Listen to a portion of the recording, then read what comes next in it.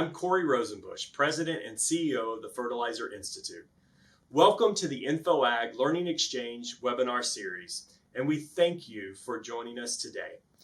As we seek to advance modern agriculture through data-driven solutions, the InfoAg content lineup has expanded to include a wider reach of tools, technologies, products, and practices that you can use to help serve your customers.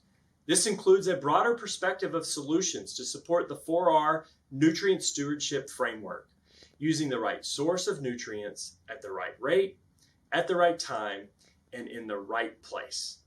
As the industry advances with new technologies and practices, the Fertilizer Institute is proud to be a resource for you. If you like what you hear today, please consider joining us for a virtual InfoAg conference on December 15th through the 17th. A full schedule and registration is now available at infoag.org. Before we get started with today's presentation, I'd like to thank today's Learning Exchange premier sponsor, Agrion, along with all of our series sponsors. InfoAg wouldn't be possible without their generous support. And now, it is my pleasure to turn it over to today's moderator. Thank you, Corey, and thanks again to our sponsor, Agrion. Today's session features a presentation from Tim Locke, Director of Agronomy at Koch Agronomic Services. After some Q&A with Tim, Agrion will also share some insights into their product lineup. But first, a few housekeeping items. For the CCAs joining us today, the QR code for this course will be displayed on the screen at the end of the session. To get your credits, open your CCA app on your phone and point your camera at the screen. If you have any trouble with getting your CCAs, please contact Sally Fleiss at the Fertilizer Institute, and she can help you. Her email address is flis@tfi.org. Also, on the right side of your screen, you'll see a chat box. This is where you can chat with other attendees during the webinar. Also, above the chat box, you'll see a series of tabs which you can switch through. Please use the Q&A tab to ask our speakers any questions you may have. We'll publish your questions as they come in, and you can also vote on which questions you'd like me to ask. So first, Tim, thanks for joining us today. You've been working in crop sciences and are also a farmer. Must be a very busy guy. Can you tell us a little bit more about yourself? Sure. Can you hear me okay, Dana? Yes. As you mentioned, I served as the Director of Agronomy for North America for Koch Agronomic Services. We are the folks who make Agritane, Centuro, Super U, etc. And I lead a small team of agronomists who are responsible for developing, executing our field research strategy, as well as delivering technical training to our customers on our product lineup. And so, as you mentioned, I'm also a farmer. I have farmed for more than 20 years in Southern Illinois, corn, soybeans, and wheat. So I'm glad to be with you today. Yes, like I said, I think you sound quite busy. So today's presentation, you'll be talking about evaluating 2020 in-field testing data. Why is this an important topic for you, and why should it be an important topic for the rest of us CCAs? Well, Dana, farm profitability really depends upon making smart, well-informed decisions, and that means we need to have relevant, high-quality information supporting those decisions. And field trial data is one very important piece of that puzzle. So generating the highest quality trial data is really important because, as you'll see in the presentation, the cost of making a bad decision can be very large. And so we want to make sure we're making the best decisions possible. Yeah, well, makes sense. Look forward to the presentation. And with that, we'll go ahead and start that presentation. Thank you. Hello, everyone. I've been asked to address the topic of evaluating field trial data. And as Director of Agronomy for Koch Agronomic Services, one of my responsibilities is safeguarding the integrity of our science as a science-based company. And so as we go through this presentation today, my goal is for you to know that profitable farming decisions depend upon high quality information to support those decisions. And generating high quality data really only takes a little bit more incremental effort than a poorly designed trial. So it's probably easier than you think to do it right. And there is no shortcut to good quality data. And if you're expecting a fancy West Coast style offense out of this presentation, you may be disappointed, because getting good quality data is really about block and tackle fundamentals. It is applying the basics to enable you to advise better decisions and earn more trust with your customers and clients. And so let's start by first addressing what we're playing for. What's the true cost of a bad decision? In scenario one here, we have rejected a viable $12 per acre technology that cost our growers 6 bushel per acre over the next 5 years on 1,000 acres. And so taking a simple revenue minus cost equal profit formula, we see that we have missed out on a $52,000 profit opportunity. So we certainly want to lean forward and be early adopters so that we don't sacrifice important opportunities. But consider this second scenario. We encourage a grower to adopt a non-viable $12 per acre technology that they implement over the next 5 years and see zero appreciable yield gain on that same 1,000 acres. The same formula, revenue minus cost equal profit, shows that we've spent $60,000 and gained nothing. But that's not the true cost of a bad decision. We also have to consider the opportunity cost of adopting the wrong technology, and we've given up the $52,500 profit that we could have earned if we had applied that $60,000 to the right opportunity. And that means when we advise a non-viable technology, we have actually made a much larger mistake in net profitability. And so, yes, we have to lean forward, take risks, adopt early in order to capture profit opportunities, but we've got to have a relatively high level of confidence before we recommend that our customers adopt a new technology, because the cost of adopting a bad technology is much higher than the cost of actually doing nothing. And so regardless of whether you're working on very intricate, complicated small plot research design with a university, or you're doing simple single treatment side-by-sides with farmers to help them make decisions on products and practices, there is a basic set of steps that are required to arrive at good quality data to support decision making. And it really starts fundamentally with framing the question correctly. That is developing the underlying hypothesis that you want to test. And the design of the trial flows out of a well-asked question. So the design principles we'll go over in some detail here momentarily. But the critical piece of design is replication. We'll address that here in a moment. And then we get to probably the most important step of all the steps, which is executing the trial, because you can have the best design trial in the world, but if it's improperly executed, the quality of your data will be compromised. And this step in the process gets very tricky, particularly as we work with farmers, because we all understand the pressures that come with the heat of the battle in the growing season. And if things get pushed late, and the farmer is under a lot of stress, there is a temptation to cut corners. But you're making a base investment of time and resources to execute the trial. This is no time to cut corners. This is the time to really be patient, slow down, and get it right. Collecting data really flows out of trial design, because in the trial design and hypothesis, you've identified what effects you expect this treatment to have, and that steers what data you need to collect. And then we move to analyzing the data. And so this is probably the single step where I see people fail the most often in terms of not doing a comprehensive data analysis. You've invested all the work to this point, and it's critical to analyze the data appropriately. And that hinges upon having the right trial design. So in order to do adequate analysis, you must have a well-designed trial. And then we move to interpretation, which can also be a bit tricky in terms of making the right decision, but it also helps us sort of reframe or pose the next question, and then we repeat the cycle.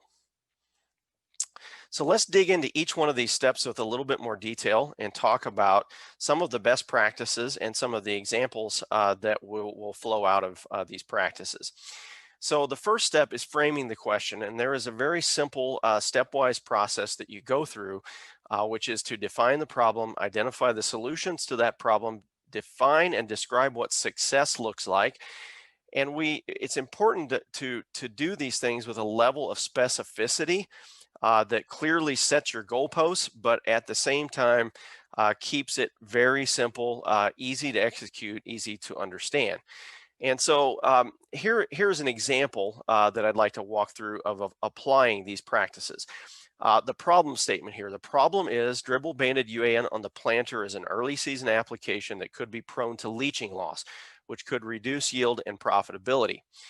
Then we define the solution. We believe that using a nitrification inhibitor with dribble banded UAN on the planter at a rate of 80 pounds of nitrogen per acre will result in, so here is the outcome that we expect, reduced nitrogen loss leading to higher corn grain yields than the current standard practice of not using an inhibitor.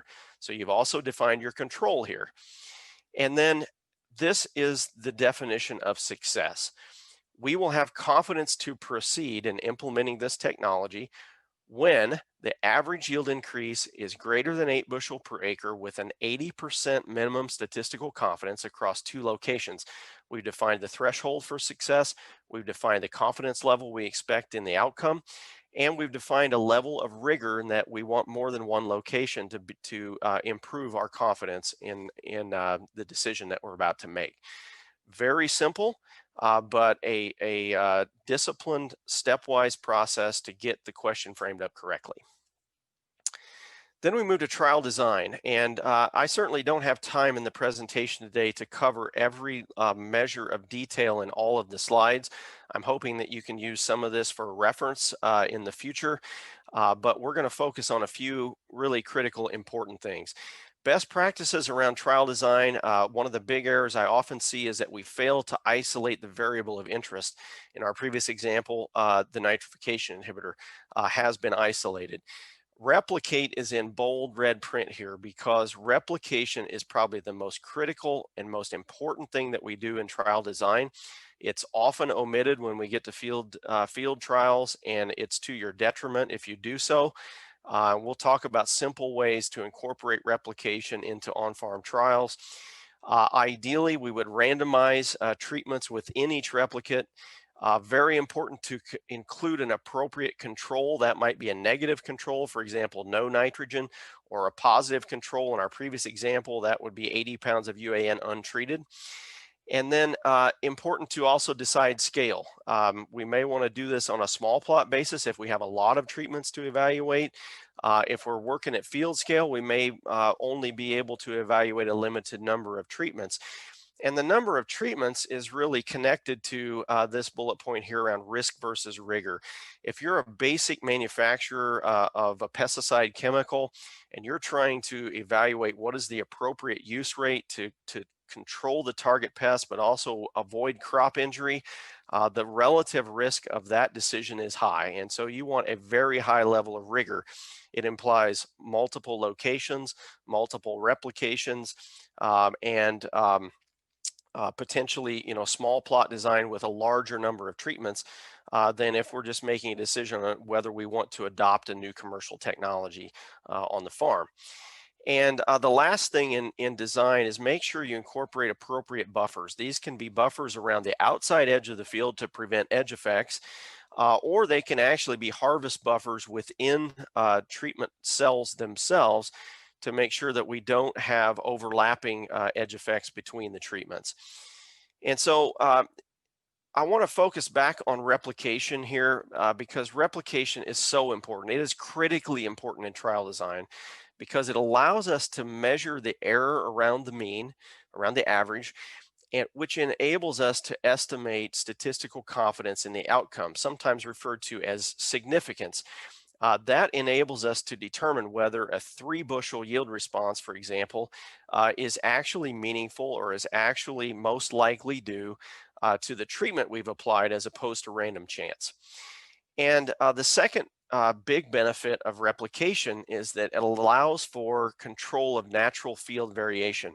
when we do side-by-sides, and I'm a farmer myself, I've run side-by-sides on my own farm on what looks like a flat 40 that should be uniform.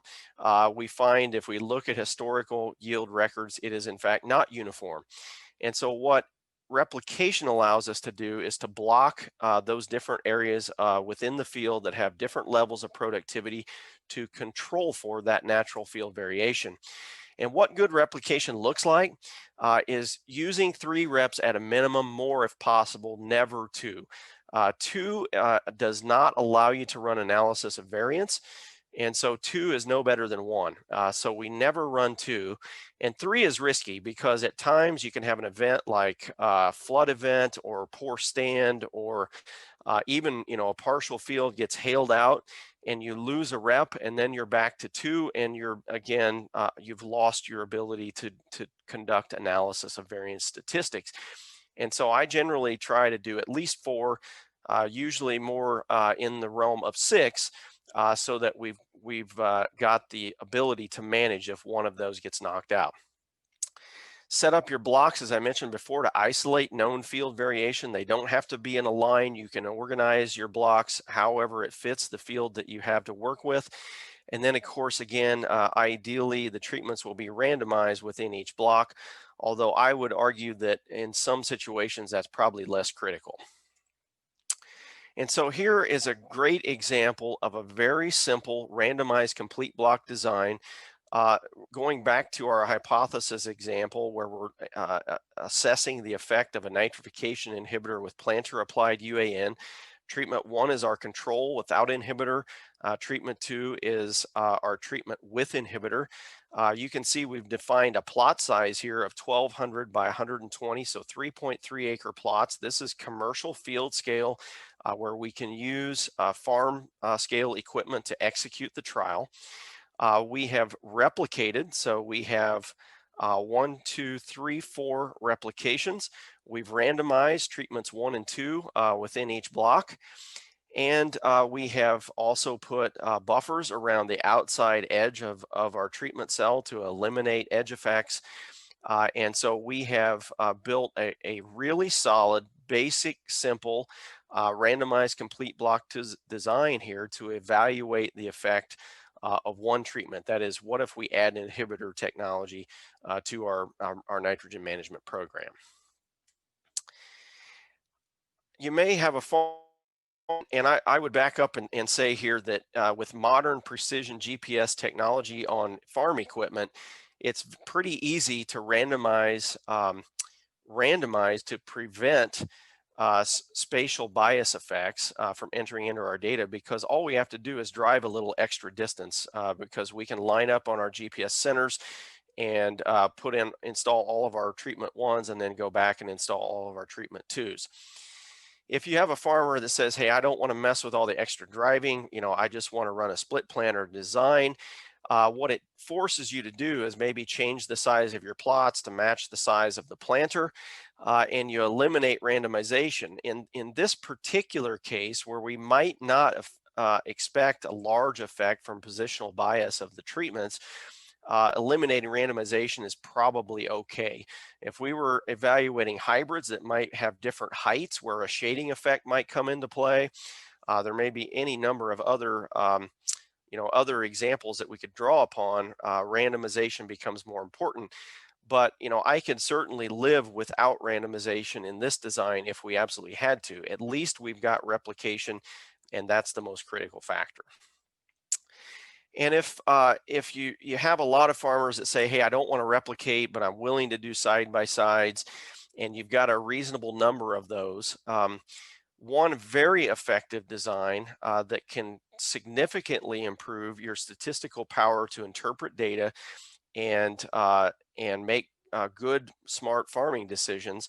It is what is known as a mother-daughter design, and that is you find your best cooperator who is willing to do the randomized complete block, and you implement that with your best farmer, and then the rest of the farmers in the region, you implement the same treatments, non-replicated in a side-by-side fashion, in a larger number of those.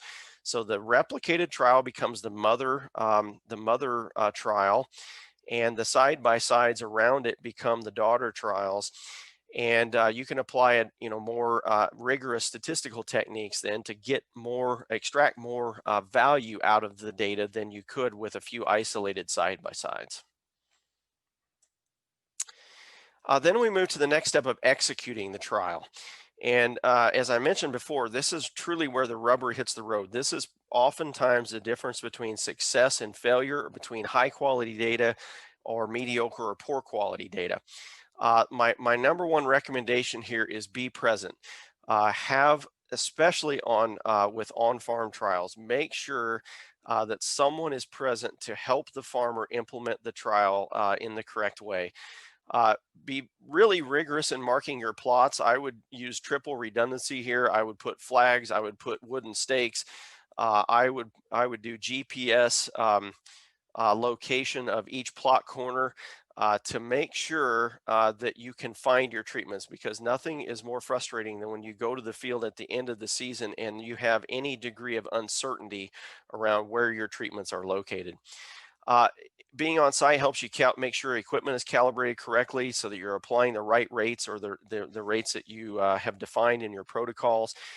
Take notes and pictures, and record a lot of the background data that's happening at the time of application or of planting.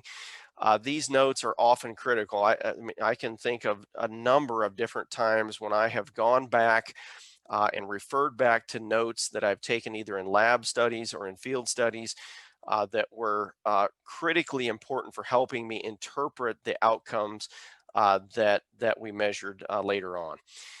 And my last piece of advice here would be to consider using a digital platform of some kind to not only execute the trial, but also to help with data collection and even visualization of the data at the end. And the example I'd like to share with you here for digital platforms is from a company that we have been doing a little bit of field research with, called Arva Intelligence.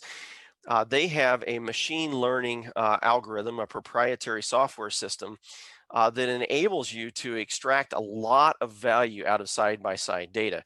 So if you look at the inset here, a traditional yield map where we've done a simple comparison of an advanced enhanced efficiency fertilizer against simple untreated urea, or treated urea, it would be incredibly difficult to interpret anything from this yield map. It's just simply doesn't have the statistical power you need to analyze whether the treatments had the desired effect.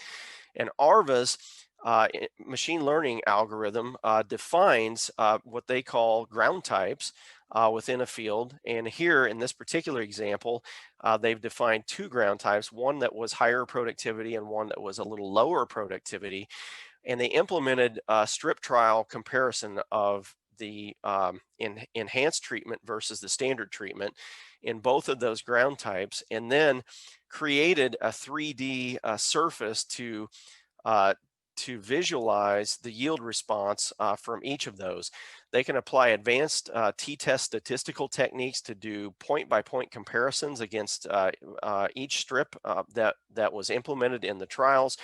And then they can overlay economic analysis so that we can see what was the effect of using Super U at a high rate versus a low rate, or on high productivity ground versus low productivity ground. And in this particular case, we found that our product was more responsive at a lower use rate on a lower productivity soil type. Next is collecting the data. And a couple of thoughts here on best practices. Any sampling you do should be very systematic and making sure that you're collecting representative samples. Try to be quantitative when at all possible rather than qualitative. Qualitative crop ratings tend to be very subjective and biased by the human perception. So be quantitative when you can. Make sure you're calibrating equipment. Again, especially important if you're relying upon yield monitor data. You want to make sure those yield monitors are calibrated correctly. Again, keep good records as you're collecting data in the field. Make observations. Write down the kinds of practices that you're using to collect samples. and so forth. And finally, make sure you're using credible third-party accredited labs for any of the data that you're sending off or samples that you're sending off for analysis. There are two major types of variables that we would want to measure around each experiment. One would be independent variables. Those would be site factors that can affect or explain the performance of the treatments. A big one that has bearing on the products that we sell would be weather. Another one would be site characteristics, soil type, soil physical, chemical, biological properties. Do they vary within the site? Do they vary between sites? Any other blanket agronomic practices that overlay the actual treatment design itself.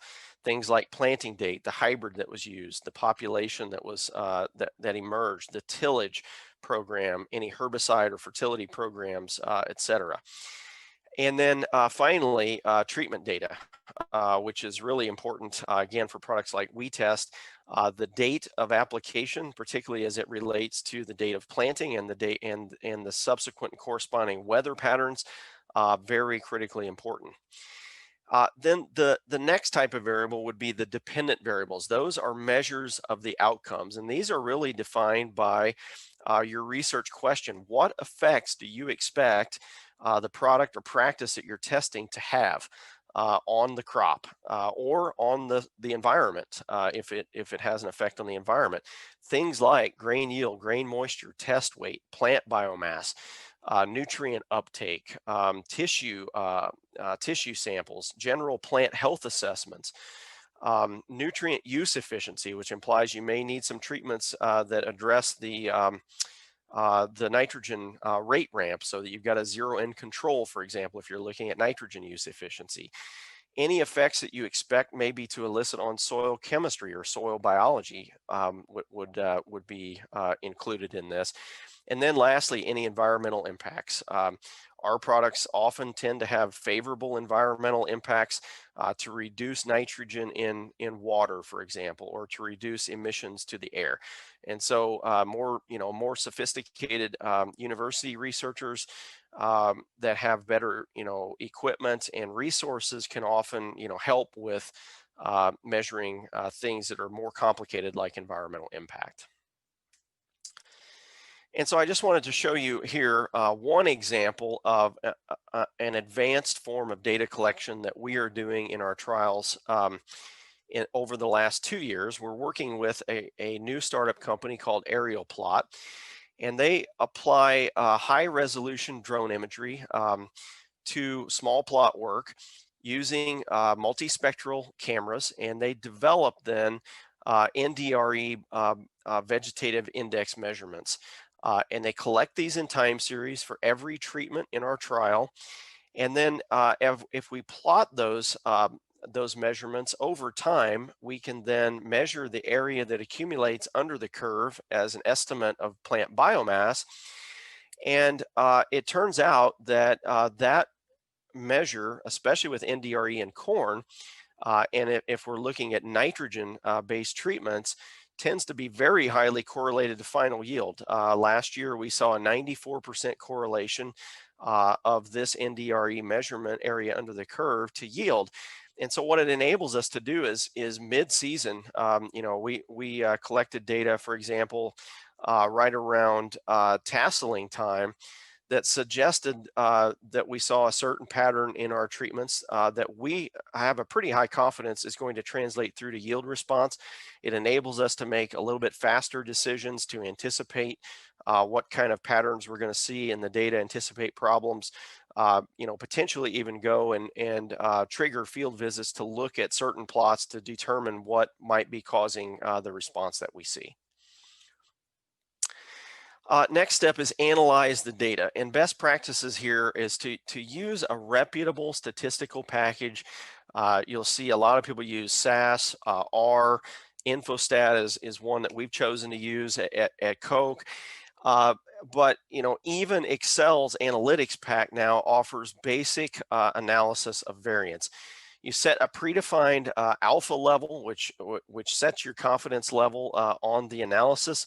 You run the analysis of variance. You can then calculate the least significant difference, which will tell you the significance between the treatments. Very important that you report the p-value.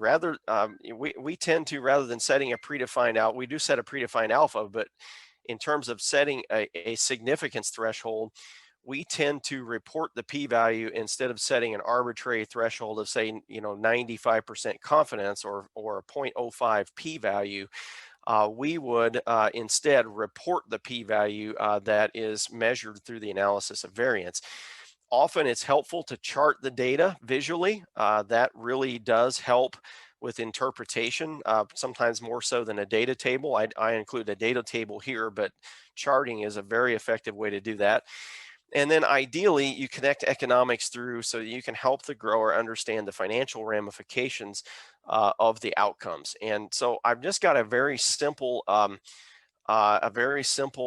report from an analysis of variance here that was conducted, and highlighted just a couple of things to point out some of the value that you can derive from analysis of variance. One is that the CV on this particular trial was very high, and that's inherent to the design. We were measuring nitrate leaching associated with one of our products in a small plot design. And so flow rates vary a lot, which means that plot to plot variation is very high. Ideally, you would want to see that about 15 or less. This particular trial had very high variability.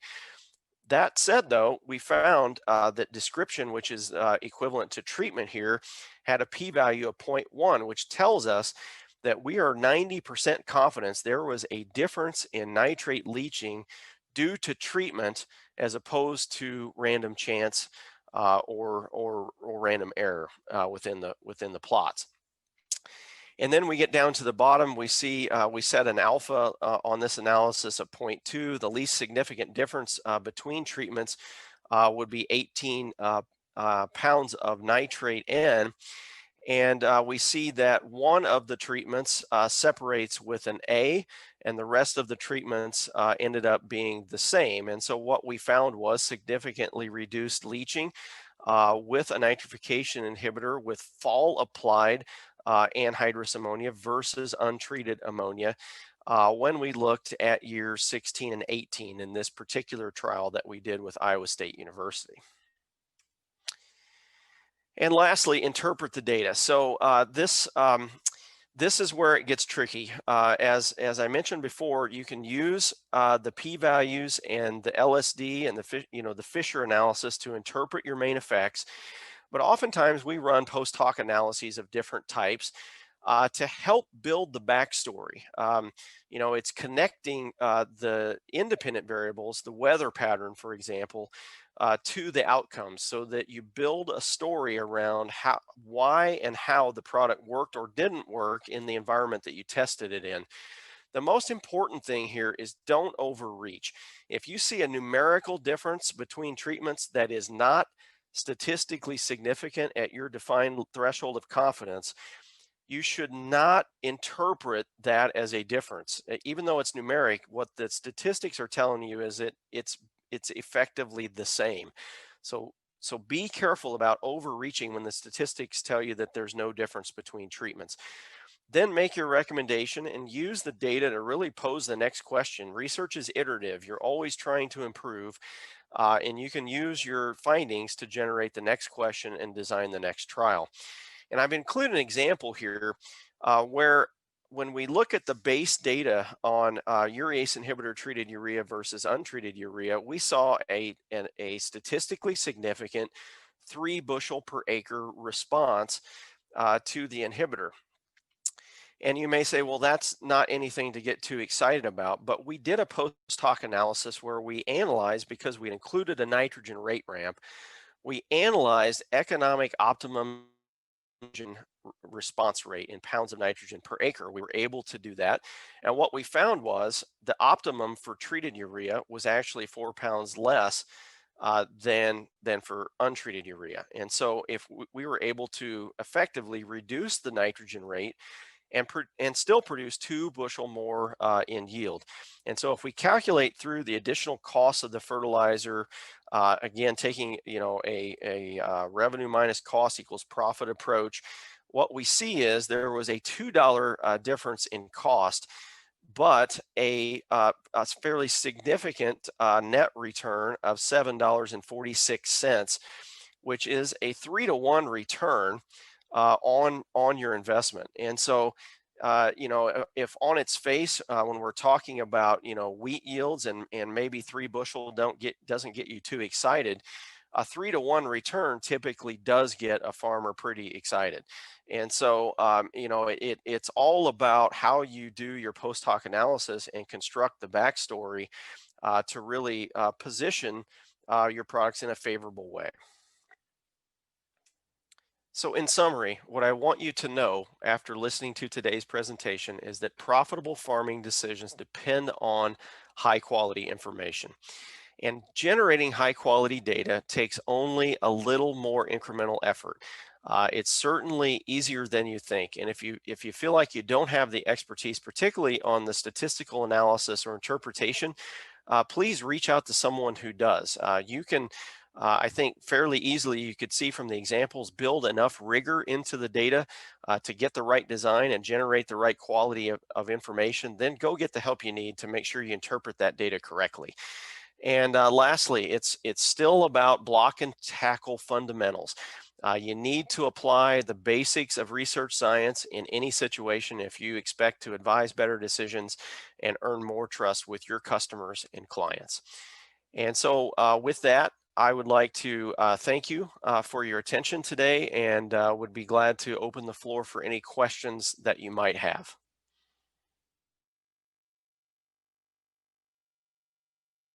What a great presentation, Tim. That was a lot of really important information. I think that will be helpful for CCAs as we're helping our farmers make some decisions. As we're going to go into some Q&A now, we've got some questions. Just a reminder to everyone in attendance, type in those questions and we'll try to get to as many of them as we can. But we've got a few on queue, so we'll go ahead and start those. So one of the questions is, what system or software do you prefer for recording weather data when you're doing a project? We have taken a number of different approaches to that, and at Koch, we typically outsource a lot of our research work. So we're working with university researchers or contract research organizations that use a variety of different services. Some of them have their own maintained on-site weather stations.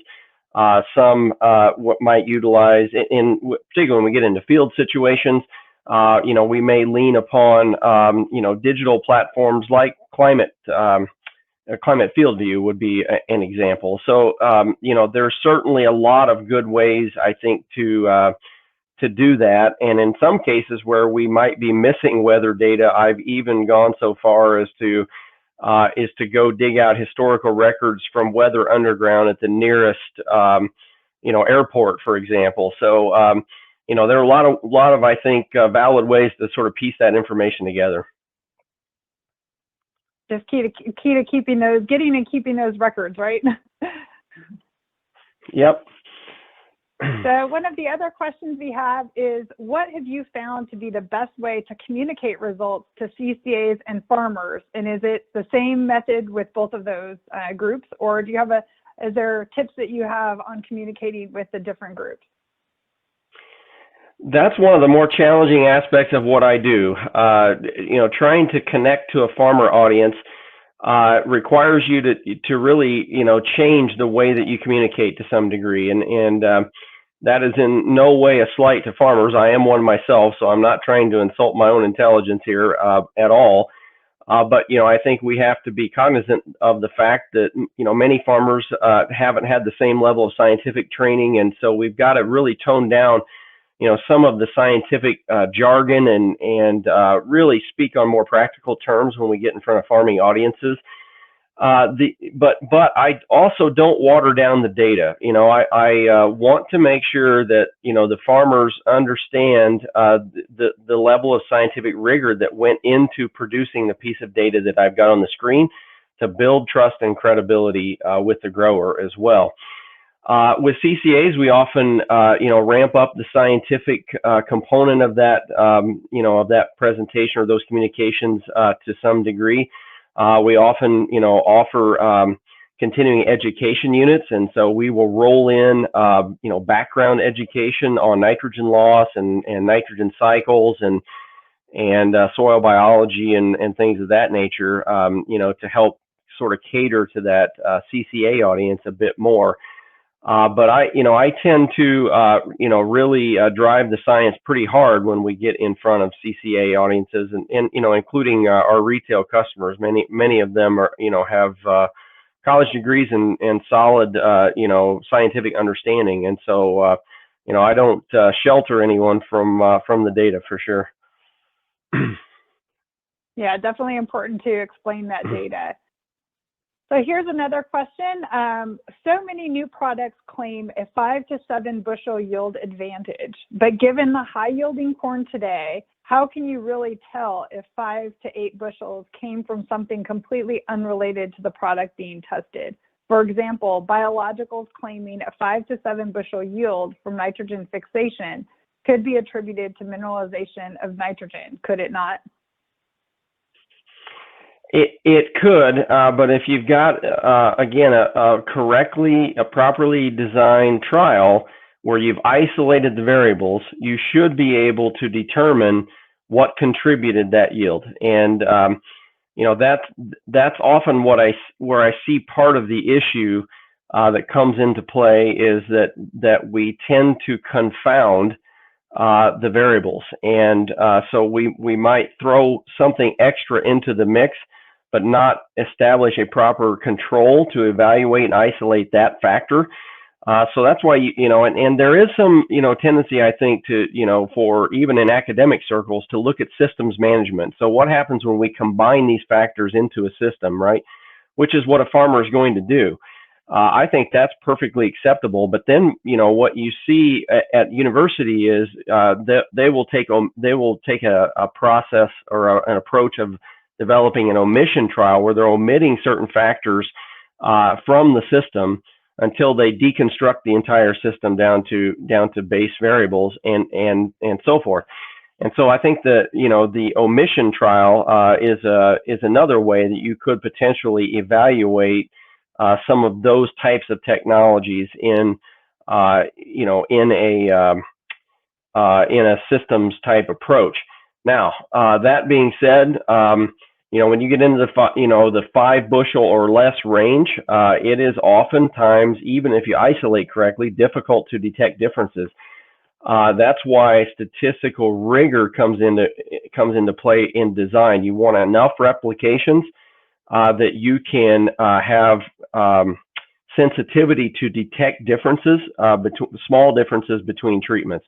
So that means proper blocking, rigorous replication, to make sure that you've got a trial design that will facilitate the statistics you need to be able to feather apart 3, 4, 5 bushel response.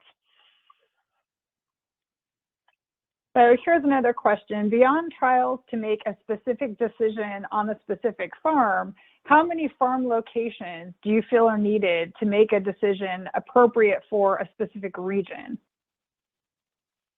I can be able to broaden it from one farm to be able to make a general for the region. Well, I think it depends, again, on the question that you're trying to answer to some degree. And we don't have an unlimited budget, right? So we've got to be realistic in terms of the number of trials that we can reasonably implement.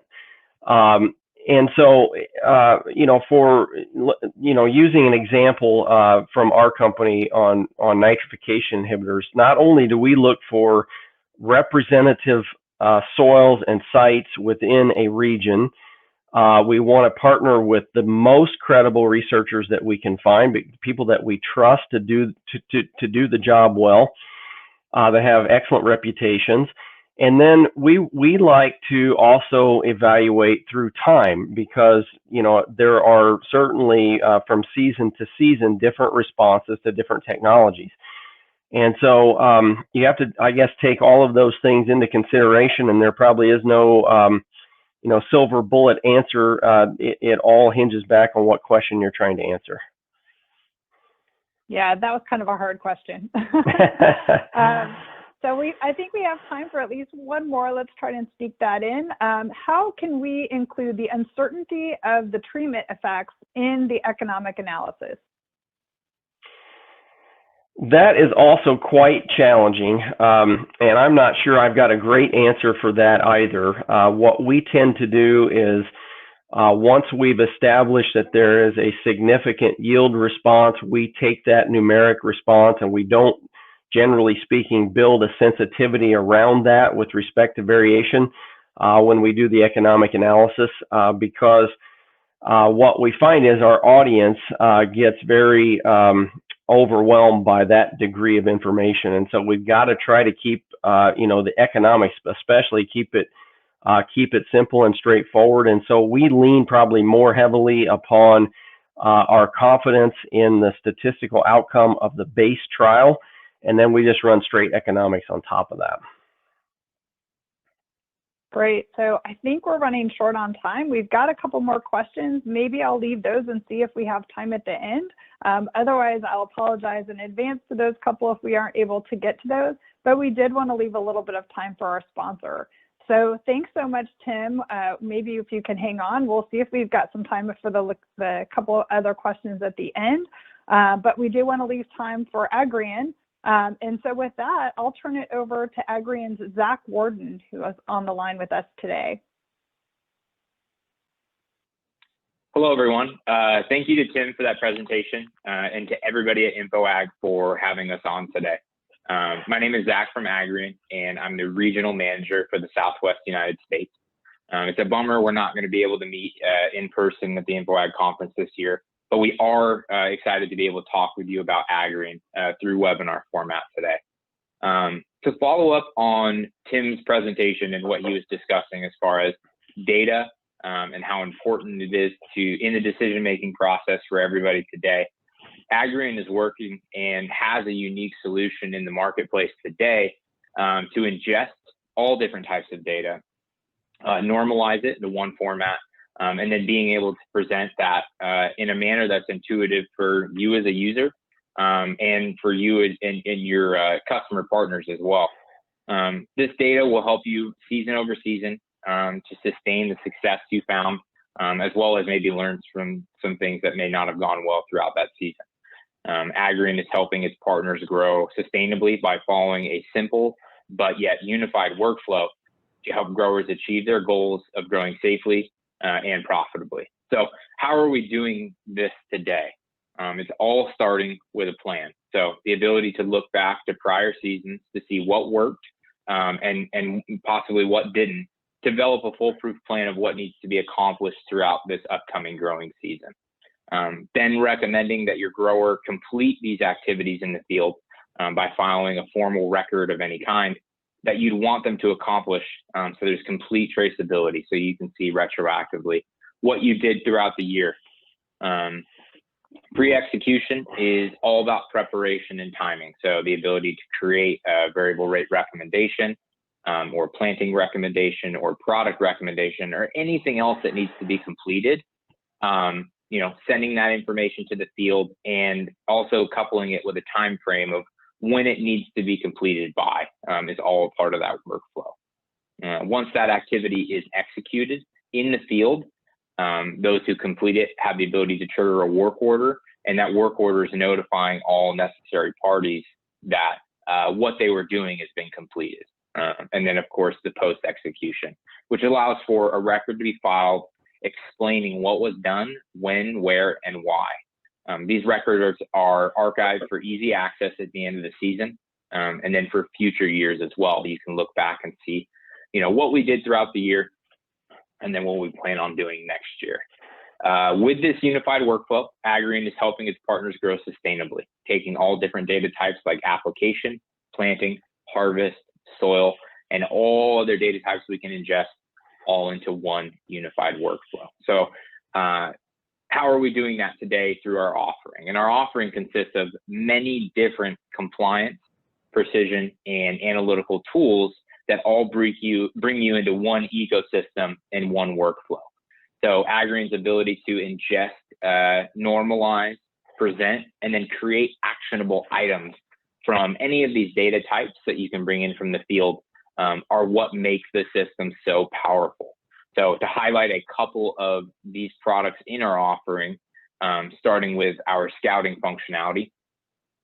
Scouting allows you to communicate things that you're seeing in your growers' fields in real time. So geospatially identifying a pest pressure or any other kind of note that you'd like to drop or notate in the field, and sharing that to your grower in real time and saving it for retroactive viewing as well. You can see what we did last week, last month, last year, or years past to see what you dealt with historically in certain parts of your growers' fields, what you've done to combat those things, and then if you see those issues again, what you can do to resolve those problems. You can also do things like utilize layers like satellite imagery, application, planting, harvest, or any soil information as a guide while scouting. So there's no other or no better way to validate an issue you're seeing with a layer or in a field by physically standing in the spot that you know something is happening. Again, noting the information that's pertinent to that observation and then being able to communicate that information to your grower. One of those data categories I mentioned just now was satellite imagery. So we understand that there can always be issues with satellite imagery, hard to register your fields, annoying to have to download and re-upload large files, or it doesn't work on my phone, right? So we've taken all of these headaches out and simplified the process and made it easy for you to get satellite imagery on every single acre you map in Agrian for no additional cost to you or to your grower customers. Once a boundary is created, we immediately populate in-season and historical satellite imagery so that you can create management zones for variable rate applications or plantings, soil sampling, or being able to utilize when scouting on mobile. So it's available both on the online and on the mobile platforms, again, so you can take it and go into the field and physically stand in that low growth or high growth area and make that validation. While you're out in the field and you're scouting and you're looking at your satellite imagery, you also have the ability to collect soil and tissue samples in any method that you'd like. We recognize that there are many different ways to collect sample points today, whether or not it's grid, zone, freehand, composite, the list goes on. So we can actually allow you can go in and customize how you want to sample and ultimately customize your services you offer for growers and meet your growers' specifications as far as how they want to see their data. Once those samples are pulled, there's no downloading and re-uploading. There's no creating templates. There's no sending your growers confusing CSVs. We've integrated with dozens of labs in multiple countries for them to be able to submit sample data seamlessly to your Agrian account. So you can take that data and make sense of it and then do something with it and make actionable items from it. You also have the power to define what format you want to see that data in. If you want to see certain unit of measurement, if you want to see certain color scales or certain stop points, you get to define that and set that expectation for what your customers are ultimately going to be looking for when you give them this information. So normalizing all of that information. So now that we have all these different layers, we've got soil, we've got imagery, and everything else we can ingest into our system. We want to take those and create an actionable item from them. So from any layer in our system, you can create a management zone for soil sampling, variable rate application or planting, or anything else that would require you to treat a certain zone or area different in a field than other zones. So taking a layer, being able to break these out into certain breakpoints and actually compartmentalize different parts of the field and add attributes to treat them differently. This is a pre-execution activity. It allows you to create this information, easily share it over to your grower so that they can complete it in a timeline that you've specified. You could also take it a next step with your data as far as looking at soil and yield data to create variable rate fertility recommendations. So this allows you to have quick access to lab, university, or personal equations to write a quick variable rate recommendation and being able to get your grower soil to optimum growing level, again, creating that rec and then sending it out to the field in a format that, again, is easy and intuitive for them to see in their Agrian account.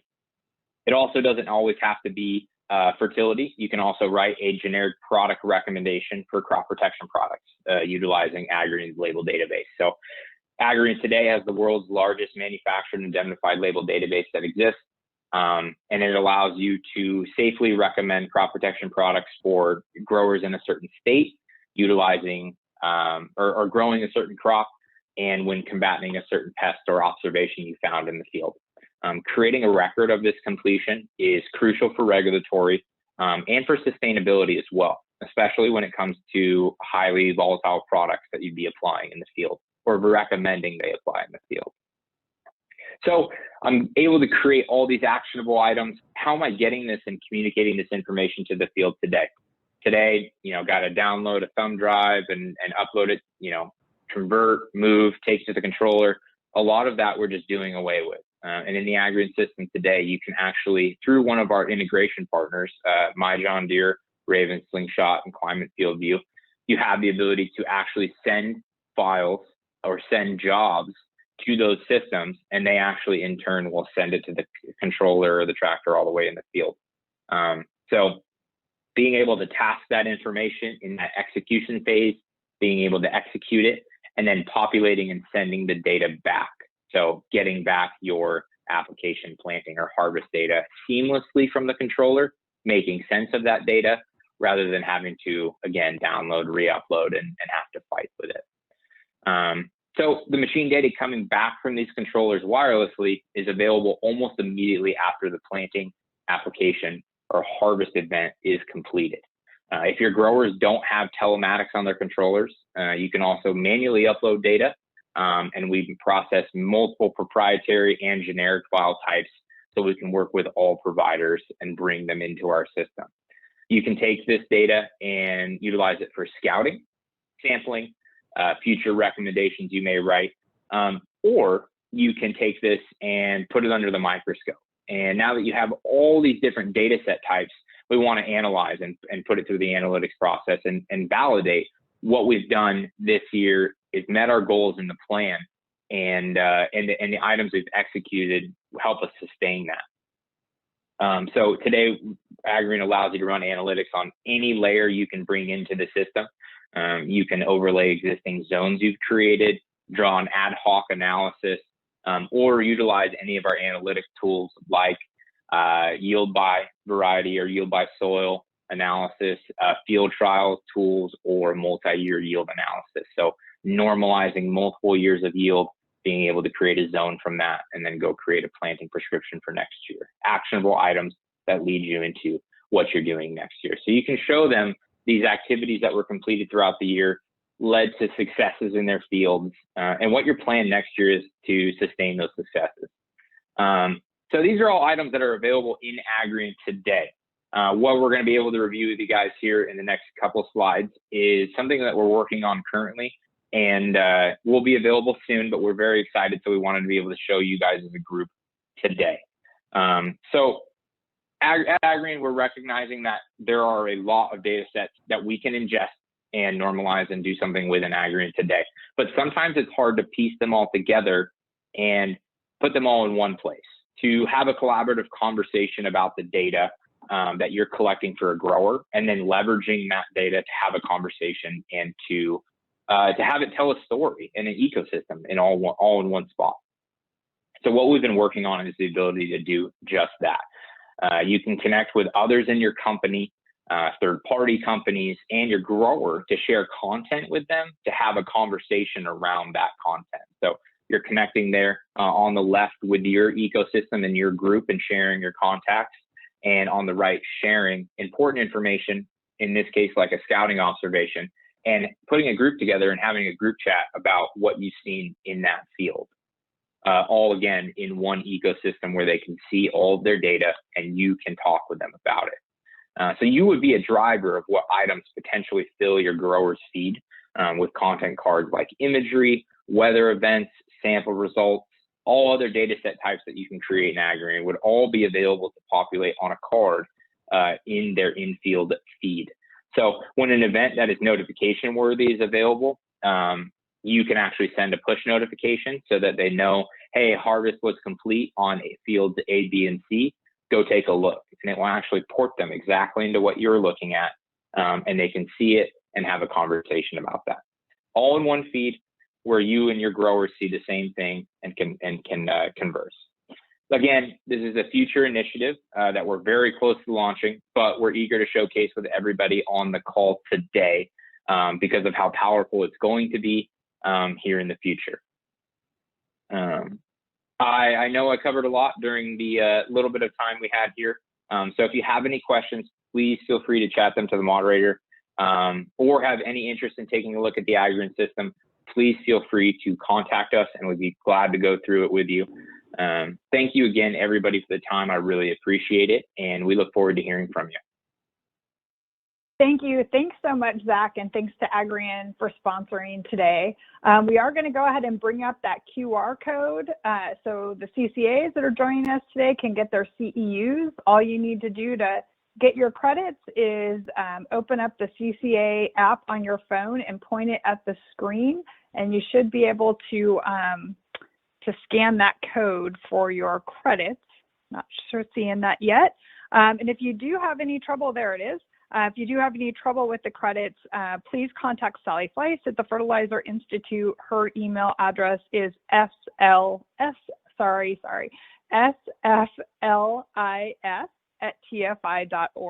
and she'll get you set up. And while you're doing that, I'll just thank all of our speakers, Tim, Zach, and definitely to Agrian for sponsoring today. Had a lot of great questions, great presentations, and also just ask you to join us again on November 17th, where the topic will be what's new in meteorology. And Eric Snodgrass, who's the principal atmospheric scientist at Nutrient Ag Solutions, will be joining us for that presentation. So thank you all so much. Sorry we went a couple minutes over, and I hope everyone has a great day. Thanks again for joining us today and for our sponsors' support. Please visit infoag.org for more information about our webinar series lineup and to register for InfoAg Live in December.